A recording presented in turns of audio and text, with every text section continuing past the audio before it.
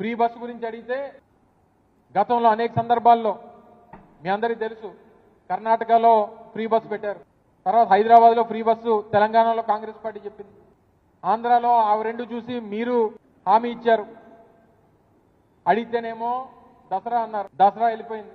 తర్వాత అడిగితే దీపావళి అన్నారు, దీపావళి వెళ్ళిపోయింది. తర్వాత సంక్రాంతికి వస్తున్నాం అన్నారు, సంక్రాంతికి వస్తున్నాం సినిమా వచ్చింది తప్ప ఫ్రీ బస్సు రాలేదు. ఇప్పుడు మళ్ళీ ఉగాది అంటున్నారు.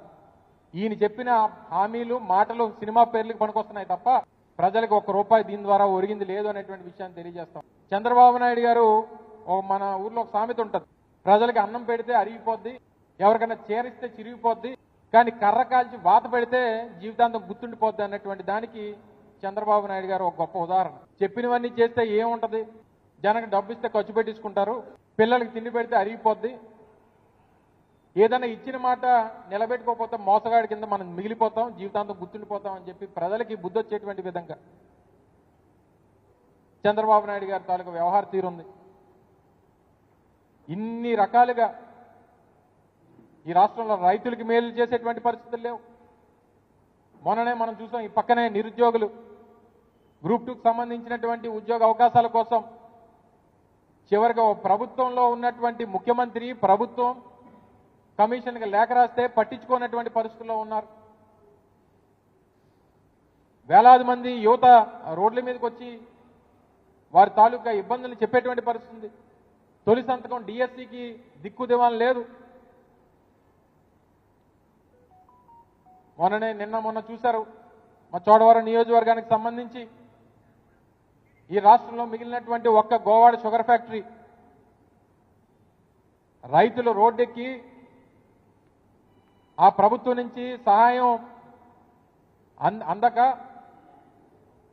ప్లాంట్ సరిగ్గా నడపలేక, ప్రభుత్వం నుంచి అందించాల్సినటువంటి పెట్టుబడి సాయం అందించక, రైతులకు ఇవ్వాల్సినటువంటి డబ్బు ఇవ్వక, కార్మికులకు ఇవ్వాల్సినటువంటి జీతాలు ఇవ్వక ఏ రకంగా రోడ్డెక్కారో రైతులు మీరందరూ కూడా చూశారు.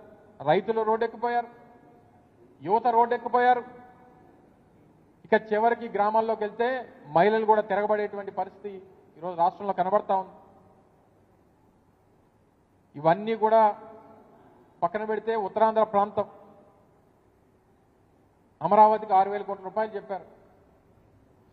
మరి వెనుకబడినటువంటి ఉత్తరాంధ్ర పరిస్థితి ఏంటి, వెనుకబడినటువంటి రాయలసీమ పరిస్థితి ఏంటి?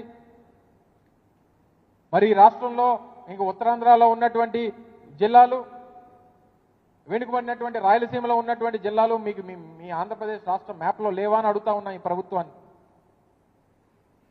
మీకు ఈ రాష్ట్రం అంటే అమరావతి మాత్రమేనా అని అడుగుతా ఉన్నాం. అమరావతి కోసం మీ సంపద సృష్టించుకోవడమేనా అని అడుగుతా ఉన్నాం. మీరు చెప్పినటువంటి సంపద సృష్టి అనేటువంటిది అమరావతిలో మీకోసం చేసుకుంటా ఉన్నారు తప్ప రాష్ట్రంలో ఉన్నటువంటి మిగిలిన ప్రాంతాల సంగతి ఏంటి? ఎన్నికల ముందు విశాఖపట్నం మెట్రో రైలు అన్నారు, ఉత్తరాంధ్ర సుజల స్రవంతి అన్నారు.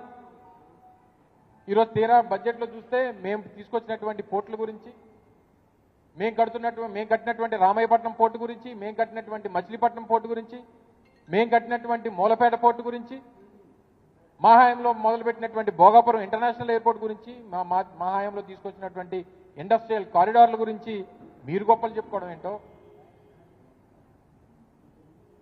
ఇవన్నీ కూడా ప్రజలు గమనిస్తూ ఉన్నారు. ప్రజల పక్షాన వైఎస్ఆర్ కాంగ్రెస్ పార్టీ జగన్మోహన్ రెడ్డి గారి నాయకత్వంలో ప్రజల మధ్య ఇప్పటికే అనేక ఉద్యమ కార్యక్రమాలు రూపొందించాం. గతంలో రైతుల పక్షాన పోరాటం చేశాం. కరెంటు ఛార్జీలు పెద్ద ఎత్తున పెంచేసి 15,000 కోట్ల రూపాయల భారాన్ని రాష్ట్రంలో పేదవాడి మీద వేసేటువంటి పరిస్థితులు చూస్తూ ఉన్నాం. ఇప్పటికన్నా ఇచ్చినటువంటి మాట నిలబెట్టుకునేటువంటి దిశగా మీరు చెప్పినటువంటి ఆ 15,000 రూపాయలు చెప్పిన ఆ పిల్లలకి ఇస్తానన్నారు, 1,500 రూపాయలు చెప్పిన ప్రతి నెల మహిళలకు ఇస్తా ఉన్నారు. చదువుకున్నటువంటి నిరుద్యోగ యువతకి నెలకు 3,000 రూపాయలు ఇస్తా ఉన్నారు. 5 సంవత్సరాల్లో 20 లక్షల ఉద్యోగాలు అన్నారు. మొదటి సంవత్సరం అయిపోయింది. ఎంతమందికి ఉద్యోగాలు ఇచ్చారు అంటే 5 సంవత్సరాలు 20 లక్షల మంది కంటే ఒక సంవత్సరానికి 4 లక్షల మంది. ఈ సంవత్సరంలో ఎన్ని లక్షల మందికి ఉద్యోగాలు ఇచ్చారో ప్రభుత్వం సమాధానం చెప్పాలి ప్రజలకి.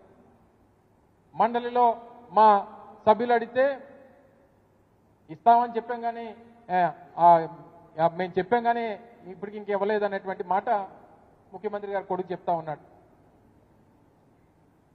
మేము చెప్పాం కానీ ఇస్తామన్నామా అని చెప్పని అడుగుతా ఉన్నాడు. సో ఇన్ని రకాలుగా ఇన్ని మోసాలు కేవలం అధికారం కోసం ఏ గడ్డన్నా తినడానికి వెనుకాడం అనేటువంటి విధంగా ఈరోజు ఈ కార్యక్రమాలన్నీ చేశారు. తప్పకుండా వైఎస్ఆర్ కాంగ్రెస్ పార్టీ ప్రజల పక్షాన పోరాటం చేస్తుంది. ప్రజలకు ఇచ్చినటువంటి హామీలు ఏదైతే ఈ కూటమి ప్రభుత్వం ఎన్నికల ముందు చెప్పిందో, ఎన్నికల్లో చెప్పిందో, అధికారంలోకి రావడానికి చెప్పిందో వాటన్నిటి కూడా నిలబెట్టుకునేటువంటి విధంగా వారి మీద ఒత్తిడి తీసుకొచ్చేటువంటి కార్యక్రమం కూడా వైఎస్ఆర్ కాంగ్రెస్ పార్టీ చేస్తుందనేటువంటి విషయాన్ని తెలియజేసుకుంటూ ఎన్నికల ముందు ఒక నినాదం తీసుకొచ్చారు. Hello AP, bye bye YCP అన్నారు. ఇప్పుడు ఏం చేశారు? హలో ఏపీ కూటమి పెట్టింది టోపీ. ఇది మరి ఎవరు చెప్తారో, ఎవరితో చెప్పించుకుంటారో, ప్రజలు అనుకున్నటువంటి మాట ఇది. ఆ రోజు జగన్మోహన్ రెడ్డి గారిని ఇస్తున్నటువంటి పథకాలని అన్నింటినీ కూడా విమర్శించి అంతకంటే ఎక్కువ ఇస్తామని చెప్పి, మూడింతలు ఇస్తామని చెప్పి మోసం చేసి ఇప్పుడు హలో ఏపీ కూటమి పెట్టింది మనకు టోపీ అనుకునేటువంటి విధంగా ఈరోజు ప్రజలు అనుకునేటువంటి పరిస్థితి తీసుకొచ్చింది ఈ ప్రభుత్వం అనేటువంటి విషయాన్ని మరొకసారి ఈ సందర్భంగా తెలియజేసుకుంటూ ప్రజలందరికీ కూడా జరుగుతున్నటువంటి మోసాన్ని, చేస్తున్నటువంటి ఈ వంచనని గుర్తించాల్సిందిగా మీ ద్వారా ప్రజలందరినీ కూడా కోరుతా ఉన్నాం.